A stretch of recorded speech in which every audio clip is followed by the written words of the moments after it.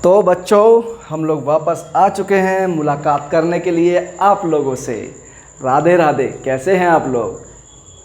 Welcome back in revolt classes. स्वागत है बच्चों आपका मेरे साथ। मैं हूं आपका दोस्त, आपका घोस्ट, आपका टीचर, आपका लर्नर भरत सिंह। मेरी स्टडी NIT राउरकेला से कंप्लीट है, उसका बेनिफिट उठाइए, कम टाइम में कॉन्सेप्ट लीजिए। विदाउट वेस्टिंग ऑफ टाइम हमेशा की तरह मैं आज भी स्टार्ट करने वाला हूं। आप अपना काम करें, लाइक शेयर सब्सक्राइब ना भूलें। और हम लोग स्टार्ट करेंगे area related to circle, class 10th part 2। Chapter है 11 10th क्लास का बोर्ड का। ठीक है बच्चों, NCERT हो या कोई भी आपका अदर बोर्ड हो, सब में एप्लीकेबल है ये कॉन्सेप्ट्स। ठीक है, पार्ट 2 में क्या है, सेक्टर क्या होता है। देखो बच्चों, मैं आपको समझाता हूँ सेक्टर क्या होता है। होप सो आप लोगों ने पिज़्ज़ा तो खाया ही होगा, और अगर आपने पिज़्ज़ा खाया है तो वो हमेशा पिज़्ज़ा को 4 पार्ट्स में या 6 पार्ट्स में या 8 पार्ट में ब्रेक करके देता है। तो बच्चों सबसे पहले एक पिज़्ज़ा बनाते हैं।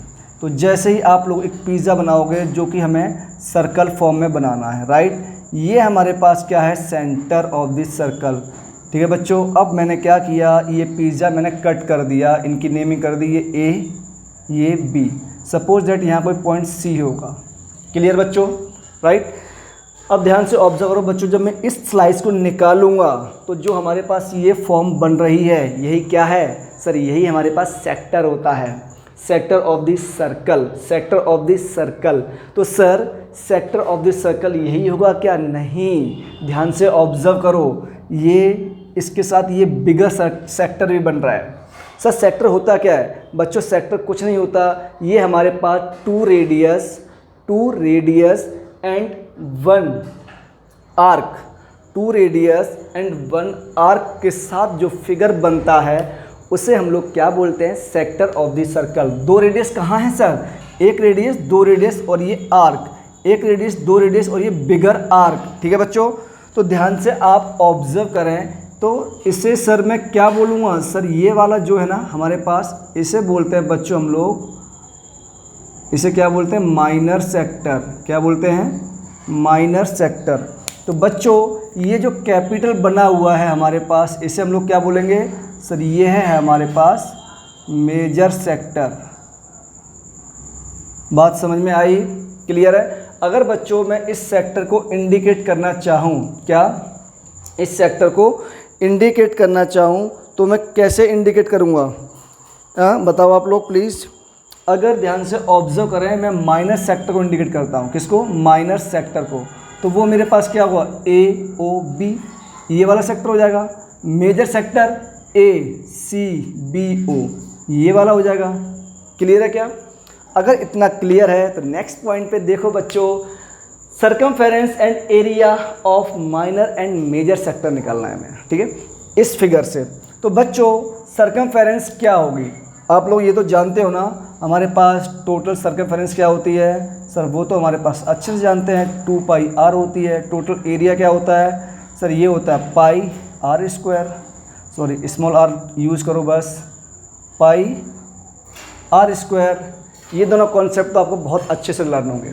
तो बच्चों सर्कमफेरेंस, ये बताओ इसमें 2 सेक्टर बन रहा है, तो ये बताओ मेजर सर्कल, मेजर जो सेगमेंट है वो क्या हुआ हमारे पास सर, ये C1 ले लो इसको। तो C1 मतलब कि मेजर सेगमेंट या सर्कमफेरेंस ऑफ स्मॉलर सेक्टर। तो अगर मैं इसको C1 से इंडिकेट करूं बच्चों, क्या होगा, ये AOB। ठीक है ना, प्लस मैं इसको बिगर सर्कल की जो सर्कमफेरेंस बनेगी, ये इसको मैं अगर कैपिटल C2 से इंडिकेट करूं तो क्या होगा, ये ACBO। बच्चों ये जो टोटल हमारे पास आएगा ना, ये जो टोटल हमारे पास आएगा ना, वो क्या आएगा, टोटल सर्कमफेरेंस के इक्वल आएगा। पहला पॉइंट तो ये ध्यान रखो आप लोग। मतलब सर आप ये कह रहे हैं कि आप अगर minor sector, minor plus major, इन दोनों सेक्टर की आप क्या लेते हो, इनका पेरीमीटर लेते हो। क्या लेते हो? पेरीमीटर या सर्कमफेरेंस। तो ये total circumference of the circle के इक्वल होगा। बात समझ में आई बॉस? ज़्यादा टाइम वेस्ट नहीं करूँगा, मैं पहले ही बोल चुका हूँ मेरी वीडियोस में टाइम वेस्ट नहीं मिलेगा आपको। तो टोटल सर्कमफेरेंस अगर निकालनी है बच्चों, तो इस सर्कल की मेरे पास क्या चाहिए, इस सर्कल का ए, ठीक है, और इस सर्कल का भी मुझे क्या चाहिए, लेंथ चाहिए, ठीक है बच्चों। तो ये मेरे पास टोटल लेंथ एंड इसकी टोटल लेंथ, ये मेरे पास क्या हो जाएगा बच्चों, सर ये हमारे पास टोटल सर्कल की सर्कमफेरेंस के इक्वल हो जाएगा।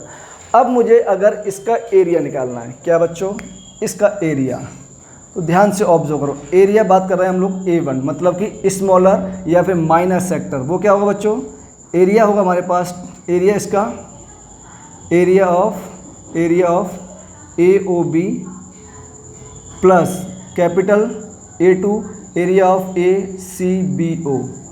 बच्चों ये किसके इक्वल होगा, ये टोटल एरिया के इक्वल होगा, टोटल एरिया के इक्वल होगा, मतलब कि पाई आर स्क्वायर के इक्वल होगा। मीन्स सर आप कह रहे हो कि माइनर सेक्टर का एरिया प्लस मेजर सेक्टर का एरिया जो हमारे पास होगा, ये एरिया, ये total area of this circle के इक्वल होगा। हाँ बच्चों, मैं एकदम यही कह रहा हूँ, लाइक शेयर सब्सक्राइब का ध्यान रखना, ठीक है ना।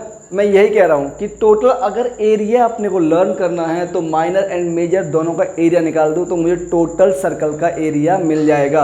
अगर minor sector and major sector का सर्कमफेरेंस निकाल दूँ या उसकी लेंथ निकाल दूँ तो मुझे टोटल सर्कमफेरेंस की लेंथ मिल जाएगी। क्लियर। अब आते हैं हम लोग circumference of a sector, circumference of a sector या फिर पेरीमीटर ऑफ ए सेक्टर।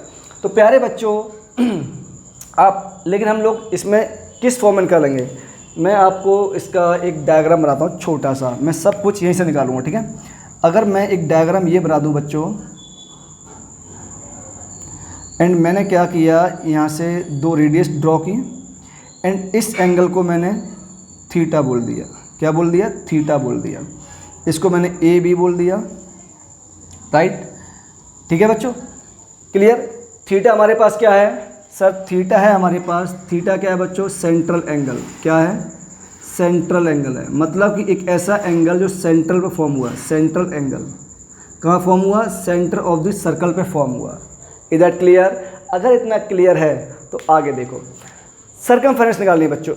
ये बताओ, ये मेरे पास टोटल एंगल कितना होता है, इसका कंप्लीट एंगल कितना होता है बच्चों। सर कंप्लीट एंगल जो हमारे पास सर्कल पे या इसके सेंटर पे बनेगा वो कितना होगा complete angle, sir complete angle theta ही होगा हमारे पास, सपोज दैट। तो ये कितना होगा, ये थीटा मत लिखो वरना आप लोग कंफ्यूज हो जाओगे। तो कंप्लीट एंगल सर हमारे पास 360 डिग्री होगा। क्लियर।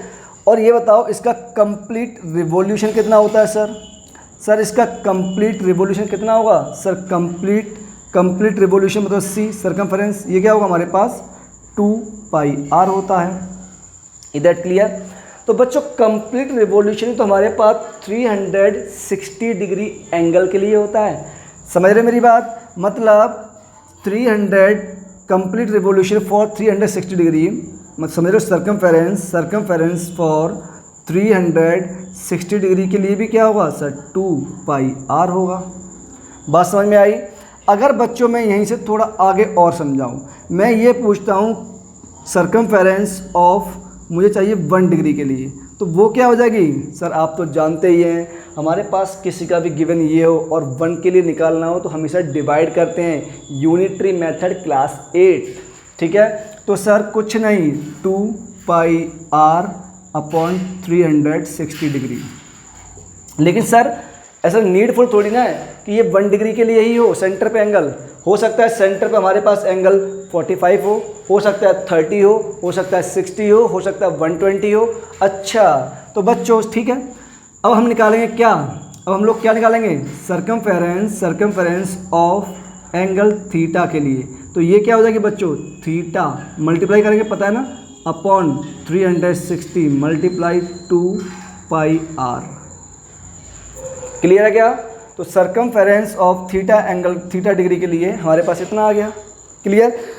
तो मैं आपसे ये कहूँ बच्चों, लेंथ ऑफ दिस सेक्टर क्या होगी, लेंथ ऑफ दिस सेक्टर क्या होगी, हम लोग जनरल ये लर्न करना है, लेंथ ऑफ दिस सेक्टर।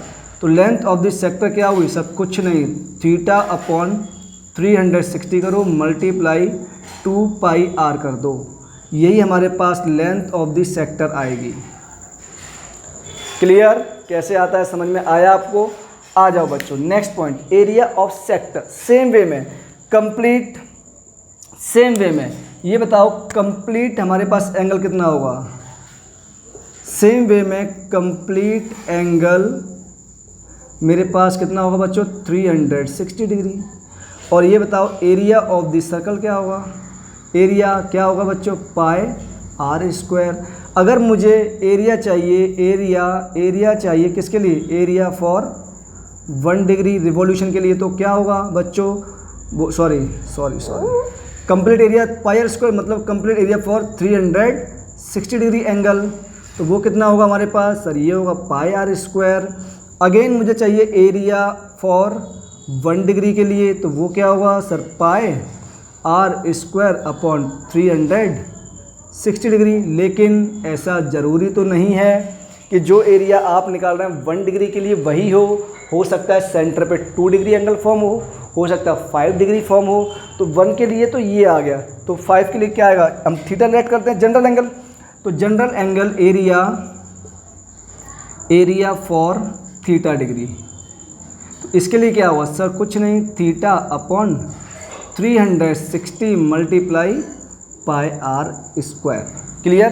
तो बच्चों अगर मुझे यहाँ से एरिया ऑफ सेक्टर निकालना हो, एरिया ऑफ सेक्टर निकालना हो तो क्या होगा? कुछ नहीं, theta upon 360 multiply pi r square. लो बच्चा पार्टी, सेकंड फॉर्मूला भी आपके पास हाजिर है। तो मेरे हिसाब से आपको इनके डेरिवेशन करने में प्रॉब्लम नहीं आई होगी, थ्योरी पढ़ने में दिक्कत नहीं हुई होगी। अब सर एग्जाम्पल लो या ना लो कोई फ़र्क नहीं पड़ता। क्यों बच्चों? अब क्या करना है, मान लो उसने कहा, चलो एक छोटा सा एग्जांपल ले लेते हैं। उसने कहा मेरे पास थीटा, मुझे इस सेक्टर का एरिया फाइंड करना है, और उसने कहा कि ये बताओ बेटा मेरे पास इस सेक्टर का एरिया निकालने के लिए थीटा है सपोज 60 डिग्री, तो आप लोग क्या करोगे? 60 अपॉन 360 इंटू 2 पाई आर भी क्वेश्चन में आपको गिवन होगी। क्लियर? मुझे निकालना है एरिया ऑफ द सेक्टर, तो क्या करोगे? 60 upon 360 into pi r square, radius आपको क्वेश्चन में गिवन होगी। बच्चों ये जो दोनों थिंग हम लोगों ने पढ़ी है ना, ये माइनर सेक्टर के लिए पढ़ी है। किसके लिए? माइनर सेक्टर के लिए। बच्चों अगर ये मैं आपसे आगे बात कर रहा हूँ यहाँ पर, अगर ये मेरे पास आ जाए किस में? For major sector, for major sector, तो एरिया क्या हुआ? तो सर हमारे पास पहले एंगल क्या हुआ ये बताओ। ये हमारे पास एंगल क्या हुआ? ये सेंट्रल एंगल है बच्चों, सेंट्रल एंगल